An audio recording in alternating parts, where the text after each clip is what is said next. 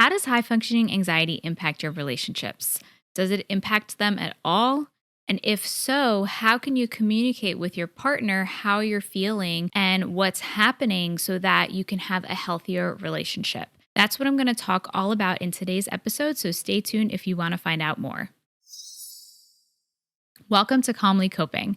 My name is Tati, and I'm a licensed therapist and a coach specializing in high functioning anxiety. I help high achievers overcome high functioning anxiety so they can finally stop overthinking everything. If this topic interests you, then please like and subscribe and hit the notification bell so that you get notified every time I release a new episode. Thank you so much for tuning in. So I'll be speaking specifically about romantic and intimate partner relationships in this episode, but honestly, these tips can apply to any type of relationship that you have. So you can listen to this episode as well if you're interested in how this might apply to friendships, family members, colleagues, etc. So first, what are some ways that high functioning anxiety can actually impact and show up in your relationships? So the first is through relationship anxiety. And this can, of course, look different for everybody, but sometimes this can look like a fear of being abandoned, a fear of rejection, could be a fear of betrayal, such as being cheated on or some other sort of betrayal, being lied to in a relationship. And this can show up in different ways. It might show up in insecurity within the relationship or fearing or worrying about something bad that could happen in the relationship. It can show up as difficulty trusting your partner. And sometimes this can be related to the actual relationship you're in. However, other times it can be a result of past difficult relationships that you've had where you may have been hurt in the past. And this may follow you into future relationships. And it can also be a result of earlier relationships in your life. Maybe the relationship that you viewed between your parents or caregivers, or maybe the relationship that you had with parents or caregivers and what this attachment was like with them can result in the way that you view relationships well into adulthood. So this is a big topic, but I'm just covering it briefly here, how that can show up in your relationships. It can also show up in things like overthinking decisions that you make when it comes to your relationship. Maybe it's overthinking the text that you send to your partner or overthinking a conversation that you are having or that you had with your partner. It can also show up as a desire for control. So in general, because anxiety can feel like this fear of uncertainty or fear of not having control, you may try to take control in certain situations.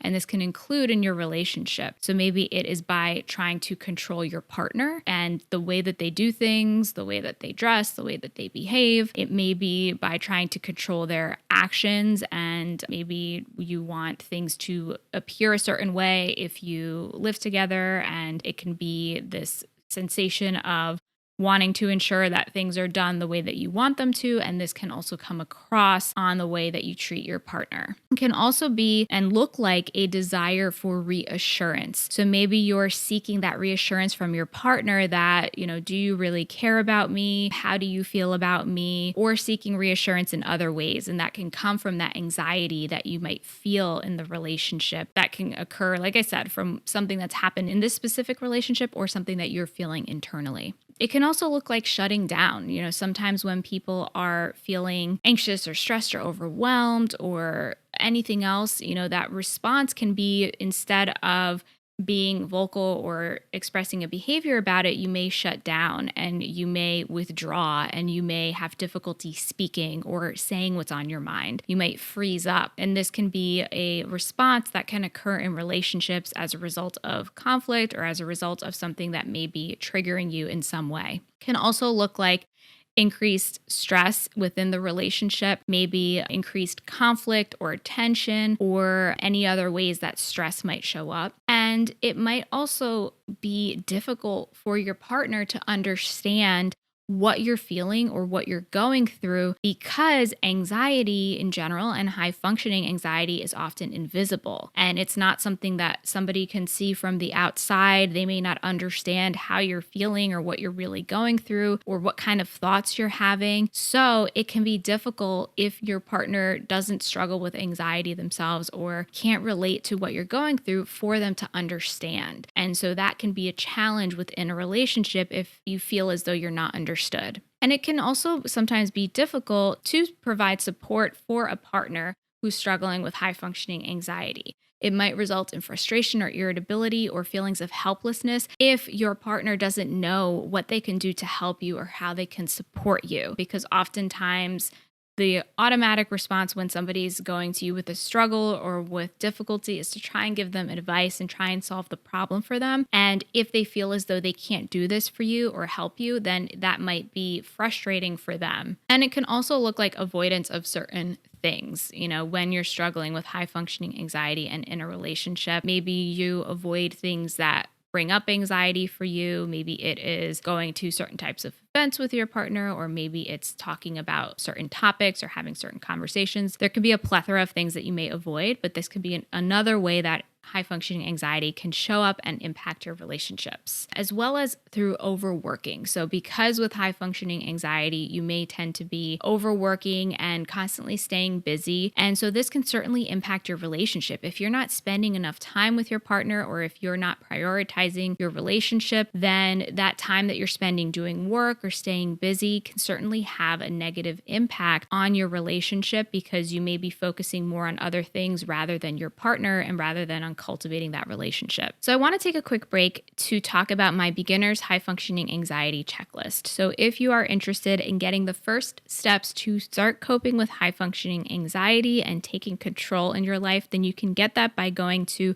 calmlycoping.com/checklist.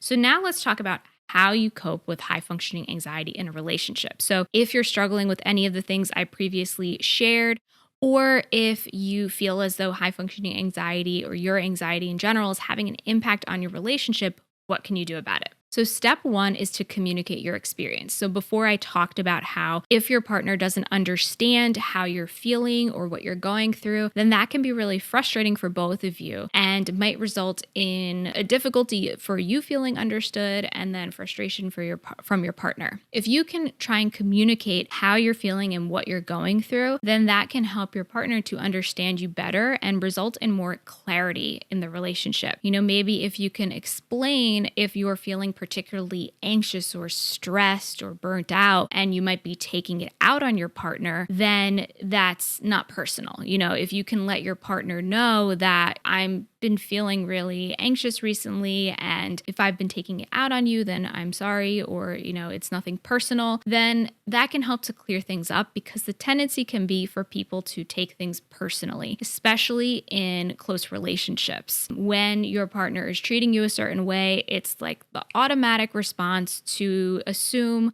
oh, this is about me, or this is about something that I did, or they're treating me this way on purpose, or they're being mean to me, or whatever it might be. Whereas oftentimes people are just coming from whatever it is that they're feeling in that moment. So if they're feeling stressed out, or if they're struggling currently, then that's going to come out in the way that they treat others, and especially in the way you treat those closest to you, because oftentimes it's easiest to get to those intense or significant emotional places with the people that you're most comfortable with. So if you can clarify and have that awareness that what's happening right now or the way that I'm treating you isn't personal, this is just a result of the way that I'm feeling, then that can help to clear up things in the relationship and help both partners feel the air has been cleared, kind of. And then if you're comfortable, you can also explain just what it feels like for you in general to be struggling with high functioning anxiety. Like, communicate how you're feeling and what kind of thoughts you have, or how does this show up in your day to day, and doing this at a level that feels comfortable for you. You don't have to go all out and describe everything and tell your partner like your deepest, darkest thoughts and all of those things, unless of course you want to, but you can just start with baby steps, especially if this is something that's new for you and it's uncomfortable for you. Just start gradually with what feels comfortable for you to share. And as you start to feel more comfortable and hopefully get a positive and supportive response from your partner, then you can start to share more and more. My second tip is to let your partner know how they can support you. So be clear and specific with how they can help you. Because like I said before, that frustration can come from your partner maybe not knowing what they can do to support you. They might want to, or they might be figuring out or trying to identify what they can do. But if you can communicate to them what they can do, then that's going to help ease the frustration and helplessness that your partner may feel and help you to feel more supported. this can be different for everybody. It might look like, maybe you need some space in the situation. Maybe it can look like, please don't minimize how I'm feeling. I know it might sound irrational or like I'm jumping to conclusions, but this feels real for me. So I would appreciate if you can just support and validate how I'm feeling, even though it may not be factual or accurate or appear like it's serious to you, because anxiety can feel real to you, but then to others on the outside, it might be hard for them to understand what you're going through. Maybe that can look like asking them to, can you just give me some space to vent? Like if I'm feeling this way, I just want to get out what's on my mind. I don't necessarily need specific advice. I just want to vent and get things out. It can look like what I just mentioned previously, like don't take my irritability and control personally. It's not about you. It's really just about me and a reflection of how I'm feeling. So if you can be specific and communicate what it is that your partner can do to support you, that can really make a huge difference in your relationships. Third tip is to ask your partner what it's like for them. So to ask them, are there things that they notice about you or about the way that you treat them or just that come up for them when you're feeling or treating them a certain way? Are there things that they've noticed have had a negative impact on the relationship? Having an open conversation like this can help to clear things up and can help you to see, how are you feeling? How am I feeling? And how can we work together as a team to improve things in our relationship, to improve communication and the way that we cope with stress and difficulty when they come up. So allow them to share their experience. And this is especially the case if they also have mental health struggles. Being there to hear your partner out is just as important as being heard yourself. So tip 4 is to bring awareness to your behaviors and patterns in the relationship. So many times there are unconscious actions that we take over and over again. So you may notice patterns that repeat in the way that you treat your partner or in the way that you tend to behave when you're really stressed out. And this can be important to bring awareness to because there's this quote by Carl Jung, and it's only when we make the unconscious conscious is when we can change. And what tends to happen is that we tend to repeat these unconscious patterns and behaviors without even really recognizing what's happening. And it's kind of this autopilot that's occurring. So if you can recognize these unconscious patterns, like the tendency to maybe be controlling in your relationship or the relationship anxiety that might come up and those feelings of insecurity, and then how that might result in a desire to seek reassurance or to constantly check in with your partner, then this can allow you to understand what's coming up and then maybe what's under the surface. So what's underneath that behavior? Is it fear, anxiety, insecurity? And then you can try and change this behavior consciously. So it's not going to happen all at once, but just starting one by one and seeing, is this behavior of seeking reassurance constantly helping me? And if not, are there different things that I can do to change this? Maybe it's communicating to my partner that, the reason why I do this is because I feel this way. And if you communicated to me what you felt or how you're feeling, that would help me out. There's no shame in these behaviors and these unconscious patterns that might come up for you in relationships. So it's not about shaming yourself or putting yourself down or feeling guilty. It's just about recognizing it non-judgmentally. And then if you want to change it, identifying what you can do to change those behaviors. And my 5th tip is to fact check your anxious thoughts. So this is if you're experiencing any anxiety in regards to the relationship. If you're having anxious thoughts of, do they care about me, or are they interested in me, or what are they thinking of me? Try and look at the facts and the evidence. Are you really looking at things from an objective standpoint, or are you maybe assuming the worst? Are you mind reading and assuming what your partner is thinking? A lot of times what I will see in relationships, in the clients that I work with, is that you might make assumptions based on the behavior of your partner. So let's say your partner does or doesn't do something, like they forget to buy you a gift for an occasion. The assumption that you may make is, oh, my partner doesn't care about me. They're not even thinking about me. Then you may start to just kind of go in a downward spiral on this thought. Whereas it may be, your partner was busy, or giving gifts is not something that they value as much as you do, or some other reason. And when you jump to conclusions conclusions and make assumptions about the interpretation of these behaviors, then that could just lead to more anxiety and more doubt and more insecurity. Try and fact check your thoughts and your assumptions as much as you can when it comes to your relationships. So I hope that these tips were helpful for you. So your action tip is to identify one change that you would like to make, if applicable, if you feel as though there's a change that you want to make, and identify baby steps to make that change. So are you controlling or critical towards your partner?